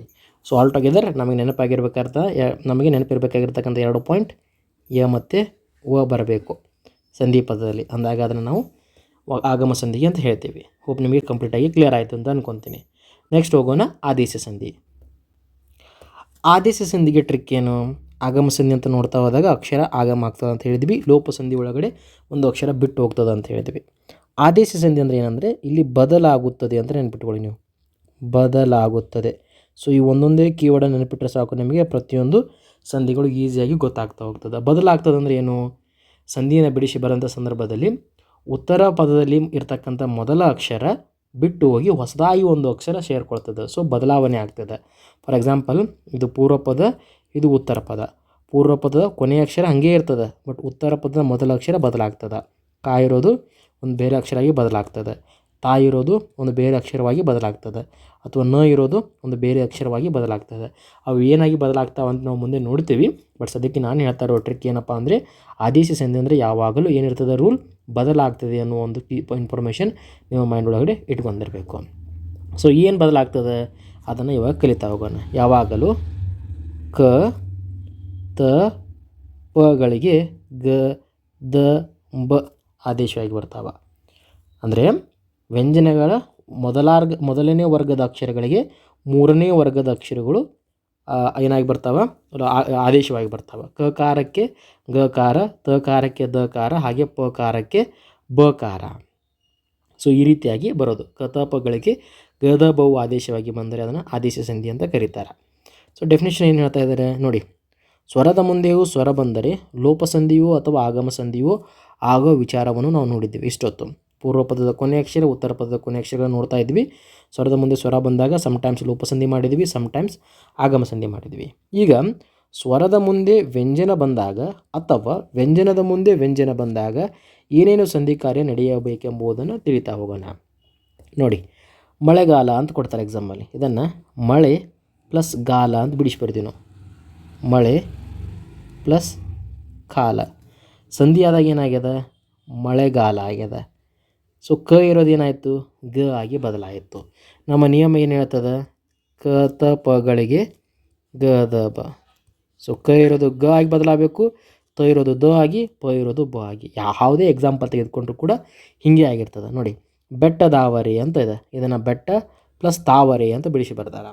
ಬಿಡಿಸಿ ಬರೆದ ಸಂದರ್ಭದಲ್ಲಿ ನಾವೇನು ಮಾಡಬೇಕು, ನಮಗೇನಾದರೂ ಆದೇಶ ಸಂಧಿ ಅಂತ ಡೌಟ್ ಬಂದರೆ ಮೈಂಡಲ್ಲಿ ಉತ್ತರ ಪದದಲ್ಲಿರ್ತಕ್ಕಂಥ ಮೊದಲ ಅಕ್ಷರವನ್ನು ಗಮನಿಸಬೇಕು.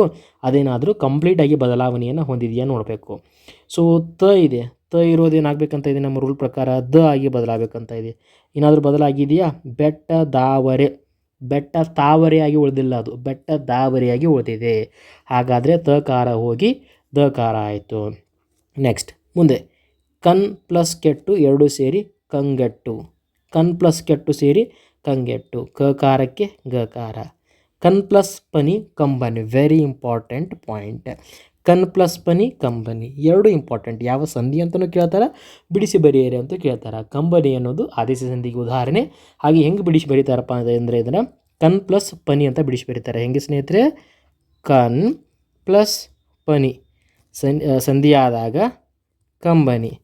ಪೂರ್ವ ಪದದ ಅಕ್ಷರ ಹಾಗೇ ಇದ್ದು ಉತ್ತರ ಪದದ ಮೊದಲ ಅಕ್ಷರ ಏನಾದರೂ ಬದಲಾಗಿದೆಯಾ, ಉತ್ತರ ಪದದ ಅಕ್ಷರ ಇಲ್ಲೇನದ ಮೊದಲೇದು ಪ ಅದ, ಏನಾಗಿ ಬದಲಾಗಿದೆ, ಬ ಆಗಿ. ಎಸ್, ನಮ್ಮ ರೂಲ್ ಹೇಳೋ ಪ್ರಕಾರ ಸರಿಯಾಗಿದೆ. ಕತಪಗಳಿಗೆ ಗ ದ ಬ ಅಂತ ಹೇಳಿದ್ವಿ, ಪ ಇರೋದು ಬ ಆಗಿ ಬದಲಾಗಿದೆ. ಸೊ ಕ ಇರೋದು ಗ ಆಗ್ತದೆ, ತ ಇರೋದು ದ ಆಗ್ತದೆ, ಪ ಇರೋದು ಬ ಆಗ್ತದೆ. ಸೊ ಈ ರೀತಿಯಾಗಿ ಬದಲಾವಣೆಯನ್ನು ಹೊಂದಿದರೆ ಅದನ್ನು ನಾವು ಆದೇಶ ಸಂಧಿ ಅಂತ ಕರಿತೀವಿ. ಅದೇ ಮಾಹಿತಿಯನ್ನು ಅವರಲ್ಲಿ ಎಕ್ಸ್ಪ್ಲೇಷನ್ ಮಾಡ್ತಾ ಹೋಗಿದ್ದಾರೆ.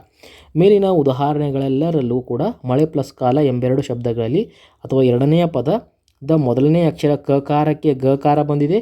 ಚಳಿಗಾಲ ಎಂಬಲ್ಲಿಯೂ ಕೂಡ ಕಕಾರಕ್ಕೆ ಗಕಾರ ಬಂದಿದೆ. ಬೆಟ್ಟದಾವರೆ ಎಂಬ ಪದದಲ್ಲಿ ತಕಾರಕ್ಕೆ ದಕಾರ ಬಂದಿದೆ. ಕಂಬನಿ ಎಂಬ ಪದದಲ್ಲಿ ಪಕಾರಕ್ಕೆ ಬಕಾರ ಬಂದಿದೆ. ಸೊ ಅದಕ್ಕೆ ನಮ್ಮ ನಿಯಮ ಏನು ಹೇಳ್ತದಪ್ಪ ಅಂದರೆ ನೋಡಿ, ಸಂಧಿಯಾಗುವಾಗ ಒಂದು ಅಕ್ಷರದ ಸ್ಥಾನದಲ್ಲಿ ಬೇರೊಂದು ಅಕ್ಷರ ಬರುವುದೇ ಆದೇಶ ಸಂಧಿ ಆಗಿರುತ್ತದೆ. ಸೊ ಯಾವ್ಯಾವ ಬರ್ತಾವನ್ನೋ ಮಾಹಿತಿ ಕೇಳ್ತಾರಲ್ಲ, ಅದಿಲ್ಲಿದೆ ನೋಡಿ. ಸಮಾಸದಲ್ಲಿ ಉತ್ತರ ಪದದ ಆದಿಯಲ್ಲಿರುವ ಕತಪ ವ್ಯಂಜನಗಳಿಗೆ ಗದಬ ವ್ಯಂಜನಗಳು ಆದೇಶವಾಗಿ ಬರುತ್ತವೆ. ಇದು ನಿಯಮ. ಕತಪಗಳಿಗೆ ಗದಬವು ಆದೇಶವಾಗಿ ಬರುತ್ತವೆ. ನಿಯಮ ಇದು. ಇದನ್ನು ಬಿಟ್ಟರೆ ಇನ್ನೊಂದು ಬರ್ತದೆ, ಪ ಬ ಮಗಳಿಗೆ ವ. ಅದರ ಬಗ್ಗೆ ಕೆಳಗಡೆ ಅದ ಏನಪ್ಪ ಅದು, ಪ ಬ ಮ ಅಕ್ಷರಗಳಿದ್ದು ಅಂದ್ಕೊಳ್ಳಿ. ಉತ್ತರ ಪದದ ಮೊದಲಾರ್ಧದಲ್ಲಿ ಅವು ವ ಆಗಿ ಬದಲಾಗ್ತಾವಂತ, ಅದು ಕೂಡ ಇದೆ. ಅದಕ್ಕೆ ಸಂಬಂಧಪಟ್ಟಿರೋ ಉದಾಹರಣೆಗಳನ್ನು ಮತ್ತಷ್ಟು ಕೊಟ್ಟಿದ್ದಾರೆ. ಇಂಪಾರ್ಟೆಂಟ್. ಹುಲ್ಲುಗಾವಲು ವೆರಿ ಇಂಪಾರ್ಟೆಂಟ್. ಹಳಗನ್ನಡ ವೆರಿ ವೆರಿ ವೆರಿ ಇಂಪಾರ್ಟೆಂಟ್. ಕಳೆಗೂಡಿ ವೆರಿ ವೆರಿ ವೆರಿ ಇಂಪಾರ್ಟೆಂಟ್. ಎಳಗರು ಸೂಪರ್ ಇಂಪಾರ್ಟೆಂಟ್. ಹೇಗೆ ಹುಲ್ಲುಗಾವಲು, ಹುಲ್ಲು ಪ್ಲಸ್ ಕಾವಲು. ಉತ್ತರ ಪದದ ಮೊದಲ ಅಕ್ಷರ ಕ ಇದೆ, ಬದಲಾಗಬೇಕಾದ್ರೆ ಗ ಏನಾದರೂ ಆಗಿದೆಯಾ, ಹುಲ್ಲುಗಾವಲು. ಎಸ್, ಹಾಗಾದರೆ ಆದೇಶ. ಹಳ ಪ್ಲಸ್ ಕನ್ನಡ, ಹಳಗನ್ನಡ. ಕ ಇದೆ, ಕಕಾರ ಹೋಗಿ ಗಕಾರ ಬಂದಿದೆಯಾ, ಎಸ್ ಹೌದು. ಕಳೆಗೂಡಿ ವೆರಿ ಇಂಪಾರ್ಟೆಂಟ್. ಕಳೆ ಪ್ಲಸ್ ಕೂಡಿ, ಬಿಡಿಸಿ ಬರೆಯಲಿ ಕೇಳ್ತಾರೆ ಸ್ನೇಹಿತರೆ, ಅದನ್ನು ನೆನಪಿಡಬೇಕು. ಬಿಡಿಸಿ ಬರೆಯಲಿಯಲ್ಲಿ ಕಳೆ ಪ್ಲಸ್ ಕೂಡಿ ಎರಡು ಸೇರಿ ಕಳೆಗೂಡಿ. ಕೂ ಇರೋದು ಏನಾಗಿದೆ, ಗೂ ಆಗಿದೆ. ಕ ಇರೋದು ಗ ಆದರೆ ಆದೇಶ. ನೆಕ್ಸ್ಟ್ ಎಳೆಗರು, ಎಳೆ ಪ್ಲಸ್ ಕರು, ಕ ಇರೋದು ಗ. ಎಲ್ಲ ಎಕ್ಸಾಂಪಲ್ ಹಾಗೆ ನೋಡಿ. ಮನೆಗೆಲಸ, ಮನೆ ಪ್ಲಸ್ ಕೆಲಸ, ಕೇಕಾರಕ್ಕೆ ಗೇಕಾರ. ದಟ್ಸ್ ನಥಿಂಗ್ ಬಟ್ ಕ ಇರೋದು ಗ ಆಗ್ತದೆ. ಅಂದರೆ ಖನ ಹೋಗಿ ಗ ಆಗ್ಬೇಕಂತೆಲ್ಲ. ಕಾ ಇರೋದು ಗ ಆಗ್ತದೆ, ಕಿ ಇರೋದು ಗಿ ಆಗ್ತದೆ, ಕು ಇರೋದು ಗೂ ಆಗ್ತದೆ. ಸೊ ಆ ಥರ. ನೆಕ್ಸ್ಟ್ ಮೈದೊಳೆ ಇಂಪಾರ್ಟೆಂಟ್, ಆಲ್ರೆಡಿ ಕೇಳಿರ್ತಕ್ಕಂಥ ಪ್ರಶ್ನೆ. ಮೈ ಪ್ಲಸ್ ತೊಳೆ, ತಕಾರ ಹೋಗಿ ದಕಾರ, ಮೈದೊಳೆ. ಮೆರೆದಪ್ಪು, ಮೆರೆ ಪ್ಲಸ್ ತಪ್ಪು, ತಕಾರಕ್ಕೆ ದಕಾರ. ನೆಕ್ಸ್ಟ್ ಕಂಬನಿ, ಕನ್ ಪ್ಲಸ್ ಪನಿ, ಪಕಾರಕ್ಕೆ ಬಕಾರ, ಪಕಾರಕ್ಕೆ ಬಕಾರ. ಬೆಂಬತ್ತು ಇಂಪಾರ್ಟೆಂಟ್, ವೆರಿ ಇಂಪಾರ್ಟೆಂಟ್. ಬೆನ್ ಪ್ಲಸ್ ಪತ್ತು, ಬಿಡಿಸಿ ಬರೆಯಲಿ ಬರುವ ಸಾಧ್ಯತೆಗಳು ಎಲ್ಲವೂ ಇರುವ ಒಂದು ಉದಾಹರಣೆ. ಬೆನ್ ಪ್ಲಸ್ ಪತ್ತು ಬೆಂಬತ್ತು. ಉತ್ತರ ಪದದ ಮೊದಲ ಅಕ್ಷರ ಬ, ಸಂಧಿಯಾದ ಸಂದರ್ಭದಲ್ಲಿ ಪ ಹೋಗಿ ಬ ಆಗಿದೆ. ಸೊ ಬೆಂಬತ್ತು ಆಗಿದೆ. ಸರಿನಾ? ನೋಡಿ ನೆಕ್ಸ್ಟ್ ಇಲ್ಲೇನು ಕೊಡ್ತಾರ, ಸಮಾಸದಲ್ಲಿರುವ ಉತ್ತರ ಪದದ ಇರತಕ್ಕಂಥ ಪ ಬ ಮ ವ್ಯಂಜನಗಳಿಗೆ ಕೆಲವು ಸಲ ವ ಕೂಡ ಬರಬಹುದು. ಹಂಗೆ ಬಂದರೂ ಅದನ್ನು ನಾವೇನಂತ ಕರಿತೀವಿ, ಆದೇಶ. ನಿರ್ವನಲ್ ವೆರಿ ಇಂಪಾರ್ಟೆಂಟ್. ಇವಾಗಿನ ಎಕ್ಸಾಮ್ಗಳಲ್ಲಿ ಈ ಒಂದು ಪಾಯಿಂಟ್ ಮೇಲೆ ಪ್ರಶ್ನೆಗಳು ಜಾಸ್ತಿ ಬರ್ತಾ ಇದ್ದಾವೆ. ಕತಪಗಳಿಗೆ ಗದಬ ಏನೈತಿಲ್ಲ, ಇದು ಆಲ್ಮೋಸ್ಟ್ 2020 ತನಕ ಹಲವಾರು ಬಂದುಬಿಟ್ಟಿದ್ದಾವೆ. 2020 ನಂತರ ಏನು ಎಕ್ಸಾಮ್ಸ್ಗಳು ನಡೆಸ್ತಾ ಇದ್ದಾರಲ್ಲ, ಅವರೆಲ್ಲರೂ ಕೇಳ್ತಕ್ಕಂಥ ಪ್ರಶ್ನೆ ಇದು. ಎರಡನೇ ಪಾಯಿಂಟ್ ಏನು, ಪ ಬ ಮಗಳಿಗೆ ವ್ಯಂಜನಗಳಿಗೆ ಓ ಆಗಿ ಆದೇಶ ಬರೋದು. ಉದಾಹರಣೆಗಳನ್ನು ಕೇಳ್ತಾರೆ. ಯಾವುದು? ಒಂದದ್ದು ನೀರ್ವನಲ್. ನೀರ್ವನಲ್, ನೀರ್ ಪ್ಲಸ್ ಪೊನಲ್. ಏನಂತ ಬಿಡಿಸಿ ಬರ್ತಿದ್ದೀನಿ ನಾನು, ನೀರ್ ಪ್ಲಸ್ ಪೊನಲ್. ಸೊ ಪ ಇರೋದು ಹೋಗಿ ಓ ಆಯಿತು, ನೀರ್ವನಲ್. ಪಕಾರ ಹೋಗಿ ವಕಾರ ಆಯಿತು. ನೆನಪಿಟ್ಕೊಳ್ಳಿ, ನೀರ್ ಪ್ಲಸ್ ಪೊನಲ್. ಎಳವರೆ, ಎಳ ಪ್ಲಸ್ ಪೆರೆ, ವೆರಿ ಇಂಪಾರ್ಟೆಂಟ್ ಸ್ನೇಹಿತರೆ. ಇವು ಎಕ್ಸಾಂಪಲ್ಸ್ ಭಾಳ ಇಂಪಾರ್ಟೆಂಟ್ ನೋಡಿ. ನೀರ್ವನಲ್ ಆಗಿರ್ಬೋದು, ಎಳವರೆ ಆಗಿರ್ಬೋದು, ಬೆಮರ್ವನಿ, ಬೆರ್ವರಸಿ, ಭಾಳ ಇಂಪಾರ್ಟೆಂಟ್ ಇವು. ನಿಮ್ಗೆ ಗೊತ್ತಾಗಲಿಲ್ಲ ಅಂದ್ರೆ ಭಯಪಟ್ಟು ಹಾಕೊಂಬಿಡಿ ಇದನ್ನು. ಇವೆಲ್ಲವೂ ಆದೇಶ ಸಂಧಿಗೆ ಉದಾಹರಣೆ ಆಗ್ತಾವೆ ಅಂತ ಹೇಳ್ಬಿಟ್ಟು. ಸರಿನಾ? ಎಳವರೆ ಹೆಂಗೆ, ಎಳ ಪ್ಲಸ್ ಪೆರೆ, ಪ ಇರೋದೋಗಿ ಓ ಆಯಿತು. ನಮ್ಮ ರೂಲ್ ಅದ ಹೇಳ್ತದಲ್ಲ, ಪ ಬ ಮ ಏನಾದರೂ ಇದ್ದರೆ ಉತ್ತರ ಪದದ ಮೊದಲ ಅಕ್ಷರದಲ್ಲಿ ಸಮ್ಟೈಮ್ಸ್ ಅವೇನಾಗ್ತಾವೆ, ಸಂಧಿಪದ ಆದಂಥ ಸಂದರ್ಭದಲ್ಲಿ ವ ಆಗಿ ಬದಲಾಗ್ತಾವ. ಕಡುವೆಳ್ಪು, ಕಡು ಪ್ಲಸ್ ಬೆಳ್ಪು, ಕಡುವೆಳ್ಪು. ಬಕಾರ ಹೋಗಿ ಓಕಾರ. ಎಳವಳ್ಳಿ, ಎಳ ಪ್ಲಸ್ ಬಳ್ಳಿ, ಎಳವಳ್ಳಿ. ಸೊ ಇವುಗಳನ್ನೆಲ್ಲವನ್ನು ಕೂಡ ನೀವು ನೋಟ್ಸಲ್ಲಿ ಬರ್ಕೊಳ್ತಾ ಹೋಗಿ. ಸೊ ಹಾಗಾದರೆ ನಿಮಗೆ ಎಕ್ಸಾಮಲ್ಲಿ ಈಸಿ ಆಗ್ತದೆ. ಸುಮ್ಮನೆ ನೋಡಿಬಿಟ್ರೆ ಕನ್ಫ್ಯೂಷನ್ ಸ್ಟಾರ್ಟ್ ಆಗ್ತದೆ. So you have to write it down on your notebook. ಮೆಲ್ವಾತು, ಮೆಲ್ ಪ್ಲಸ್ ಮಾತು, ಮೆಲ್ವಾತು. ಮೆಲ್ ಪ್ಲಸ್ ಮಾತು, ಮೆಲ್ವಾತು. ನಮ್ಮ ರೂಲ್ ಏನು ಹೇಳ್ತದೆ, ಪ ಬ ಮ ಇದ್ರೆ ಓ ಆಗ್ತದೆ ಅಂತ ಹೇಳಿದ್ವಿ. ಸೊ ಇಲ್ಲಿ ಮ ಬಂತ, ಮೆಲ್ ಪ್ಲಸ್ ಮಾತು, ಮ ಇರೋದಾಗ ಏನಾಗಬೇಕು, ಓ ಆಗಬೇಕು. ಆಗಿದೆಯಾ, ಮೆಲ್ವಾತು. ನೆಲವನೆ, ನೆಲ ಪ್ಲಸ್ ಮನೆ, ಮ ಇರೋದು ಹೋಗಿ ವ, ನೆಲವನೆ. ರೈಟ್? ಸೊ ಈ ರೀತಿಯಾಗಿ ಎರಡು ನಿಯಮಗಳನ್ನು ನೀವು ನೆನಪಿಡಬೇಕು. I will write it down again. ಕ ತ ಪ ಇದ್ದರೆ ಅದು ಗ ದ ಬ ಆಗಿ ಬದಲಾಗ್ತದೆ, ಒಂದನೇ ನಿಯಮ. ಸೊ ಆಲ್ರೆಡಿ ನಿಮ್ಗೆ ಗೊತ್ತೇ ಇದ್ದೇ ಇರ್ತದೆ ಇದು. ಇದನ್ನು ಬಿಟ್ಟರೆ ಇದನ್ನು ಹೊಸ ನೆನಪಿಟ್ಕೊಳ್ಳಿ. ಬ ಮ ಇದ್ದರೆ ಅದು ಓ ಆಗಿ ಬದಲಾಗ್ತದೆ. ಎಕ್ಸಾಂಪಲ್ಸ್ ನೋಡಿದ್ವಿ ನೀವು, ಮಲ್ವಾತು, ಎಳವಳ್ಳಿ, ಕಡುವೆಳಪು, ನೆಲವನೆ. ಸೊ ಎಲ್ಲವನ್ನು ಕೂಡ ನಾವು ನೋಡ್ಕೊಂಡು ಸ್ನೇಹಿತರೆ, ಸರಿನಾ. Next one more final touch. ಯಾವುದಕ್ಕೆ? ಆದೇಶ ಸಂಧಿಗೆ. 2 ನಿಯಮಗಳು ಗೊತ್ತಾಯಿತು. ಇನ್ನು 3ನೇ ನಿಯಮ, ಇದೊಂದು ನೆನಪಿಟ್ಕೋಬೇಕು. ಏನಂದರೆ ಸಮಾಸದ ಉತ್ತರ ಪದದ ಹಾದಿಯಲ್ಲಿರ್ತಕ್ಕಂಥ ಸಕಾರಕ್ಕೆ ಸಾಮಾನ್ಯವಾಗಿ ಕೆಲವು ಕಡೆ ಚಕಾರ, ಕೆಲವು ಕಡೆ ಜಕಾರ, ಕೆಲವು ಕಡೆ ಛಕಾರ ಆದೇಶವಾಗಿ ಬರುವುದುಂಟು. ಗತಪಗಳಿಗೆ ಗದಮ, ಪಬಮಗಳಿಗೆ ವ. ಇನ್ನು 3ನೇ ನಿಯಮವನ್ನು ನೋಡಿ ಸ್ನೇಹಿತರೆ, ಇದೊಂದು ನೆನಪಿಟ್ಕೊಂಬಿಡಿ. 2 ಕಲ್ತೀವಂತ ಇದೊಂದು ದೊಡ್ಡ ಮಹಲ್ಲ. ಏನಂತ? ಸ ಇರೋದು ಸಮ್ಟೈಮ್ಸ್ ಚ ಆಗ್ತಿ ಬದಲಾಗ್ತದೆ, ಸಮ್ಟೈಮ್ಸ್ ಜ ಆಗಿ ಬದಲಾಗ್ತದೆ, ಸಮ್ಟೈಮ್ಸ್ ಚ ಆಗಿ ಬದಲಾಗ್ತದೆ. ಸೊ ಈ ರೀತಿ ಆಗ್ತದೆ ಅಂತ ಹೇಳ್ತಾ ಇದ್ದಾರೆ.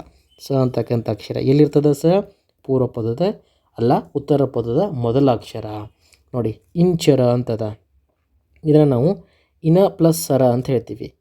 ಇನ ಪ್ಲಸ್ ಸರ, ಸ ಇರೋದೋಗಿ ಚ ಆಗಿ ಬದಲಾಗಿದೆ. ಸ ಇರೋದೋಗಿ ಚ ಆಗಿ ರೂಲ್ ಅದ ಹೇಳ್ತಾ ಇದೆಯಲ್ಲ, ಸ ಇರೋದೋಗಿ ಚಕಾರ ಆಗಿ ಬದಲಾದರೆ ಅದು ಕೂಡ ಆದೇಶ ಸಂಧಿ. ನುಚ್ಚು ನರಕ್ಕೆ ಜಕಾರ ಬರುವ ಉದಾಹರಣೆಗಳು: ಮುಂಜರಂಗು, ಮುಂಜೆ ಪ್ಲಸ್ ಸೆರಂಗು, ಇಂಪಾರ್ಟೆಂಟ್. ಮುನ್ ಪ್ಲಸ್ ಸೆರಂಗು 2 ಸೇರಿ ಮುಂಜರಂಗು. ಮುಂಜೋಡರ್, ಮುನ್ ಪ್ಲಸ್ ಸೊಡರ್ 2 ಸೇರಿ ಮುಂಜೋಡರ್, ಸಕಾರಕ್ಕೆ ಜಕಾರ. ತಂಜೋಡರ್, ತನ್ ಪ್ಲಸ್ ಸೊಡರ್, ತನ್ ಪ್ಲಸ್ ಒಡರ್, ಜ ಬಂತಲ್ಲ, ಸ ಹೋಗಿ, ಹಾಗಾದರೆ ಇದು ಕೂಡ ಆದೇಶ. ಸಕಾರಕ್ಕೆ ಇನ್ನೊಂದು ದೊಡ್ಡ ಚ ಬರ್ತಕ್ಕಂಥ ಉದಾಹರಣೆಗಳು: ಇರ್ಚಾಸಿರ, ಪದಿ ನೆಂಚಾಸಿರ, ನೂರ್ಚಾಸಿರ. ನೋಡಿ, ಇರ್ ಪ್ಲಸ್ ಸಾಸಿರ 2 ಸೇರಿ ಇರ್ಚಾಸಿರ, ಸಕಾರಕ್ಕೆ ದೊಡ್ಡ ಚ ಬಂತು. ಪದಿನೆನ್ ಪ್ಲಸ್ ಸಾಸಿರ 2 ಸೇರಿ ಪದಿ ನೆಂಚಾಸಿರ. ಸೊ ಏನು ರೂಲ್ ನಮ್ಮದು? ಸ ಇರೋದೋಗಿ ಸಮ್ಟೈಮ್ಸ್ ಚ ಆಗ್ತದೆ, ಸಮ್ಟೈಮ್ಸ್ ದೊಡ್ಡ ಚ ಆಗ್ತದೆ, ಸಮ್ಟೈಮ್ಸ್ ಜ ಆಗ್ತದೆ. ಸೊ ಟೋಟಲಿ ಈ 3 ನಿಯಮಗಳು ಗೊತ್ತಿದ್ರೆ ನಮಗೆ ಆದೇಶ ಸಂಧಿ ಕ್ಲಿಯರ್ ಆಗಿಬಿಡ್ತು. ಸೊ ಇದರೊಂದಿಗೆ ನಾವೇನೇನು ಕಲ್ತೀವಿ? ಲೋಪಸಂಧಿ ಬಗ್ಗೆ ಕಲಿತ್ವಿ, ಆಗಮ ಸಂಧಿ, ಆದೇಶ ಸಂಧಿ. So ಏನೇನಪ್ಪ trick? ಲೋಪಸಂಧಿಯಲ್ಲಿ ಒಂದು ಅಕ್ಷರ ಬಿಟ್ಟು ಹೋಗ್ತದೆ, ಬಿಟ್ಟು ಹೋಗುವ ಅಕ್ಷರ ಯಾವಾಗಲೂ ಪೂರ್ವ ಪದದ ಕೊನೆಯ ಅಕ್ಷರ ಆಗಿರ್ತದೆ. ಆಗಮ ಸಂಧಿಯಲ್ಲಿ ಒಂದು ಅಕ್ಷರ ಆಗಮ ಸೇರಿಕೊಳ್ತದೆ, ಸೇರಿಕೊಂಡಿರೋ ಅಕ್ಷರಗಳ ಜೊತೆಗೆ ಪೂರ್ವ ಪದದ ಕೊನೆಯ ಅಕ್ಷರ, ಉತ್ತರ ಪದದ ಮೊದಲ ಅಕ್ಷರವೂ ಇರ್ತದೆ ನಮ್ಮ ಸಂಧಿ ಪದದಲ್ಲಿ. ಆದೇಶ ಸಂಧಿಯಲ್ಲಿ ಏನಾಗ್ತದೆ? ಬದಲಾಗುತ್ತದೆ. ಅಂದರೆ ಇರೋ ಒಂದು ಅಕ್ಷರ ಹೋಗಿ ಮತ್ತೊಂದು ಅಕ್ಷರ ಸೇರಿಕೊಳ್ತದೆ. ಅಂದರೆ ಇರೋ ಅಕ್ಷರಗಳು ಯಾವುವು? ಇನ್ ಕೇಸ್ ಕ ತ ಪ ಇತ್ತಂದರೆ ಅವು ಗದಬಾಗಿ ಬದಲಾಗ್ತವೆ, ಅಥವಾ ಪ ಬ ಮ ಏನಾದರೂ ಅಕ್ಷರಗಳಿದ್ದರೆ ಅದು ಓ ಆಗಿ ಬದಲಾಗ್ತದೆ, ಅಥವಾ ಸ ಏನಾದರೂ ಇದೆ ಸಮ್ಟೈಮ್ಸ್ ಅದು ಚ, ಮತ್ತು ಸಮ್ಟೈಮ್ಸ್ ದೊಡ್ಡ ಚ, ಮತ್ತು ಸಮ್ಟೈಮ್ಸ್ ಜ ಆಗಿ ಬದಲಾಗ್ತದೆ. ಸೊ ಈ ಒಂದು ನಿಯಮ ಆದೇಶ ಸಂಧಿಗೆ ಸಂಬಂಧಪಟ್ಟಿರ್ತಕ್ಕಂಥದ್ದು. ಸೊ ಇದರಿಂದ ನಮಗೆ ಕಂಪ್ಲೀಟಾಗಿ ಕನ್ನಡ ಸಂಧಿಗಳ ಕಾನ್ಸೆಪ್ಟ್ ಕ್ಲಿಯರ್ ಆಯಿತು. ಇವಾಗ ಮುಂದೆ ಸಂಸ್ಕೃತ ಸಂಧಿಗಳ ಬಗ್ಗೆ ನಾವು ಕಲಿತಾ ಹೋಗೋಣ.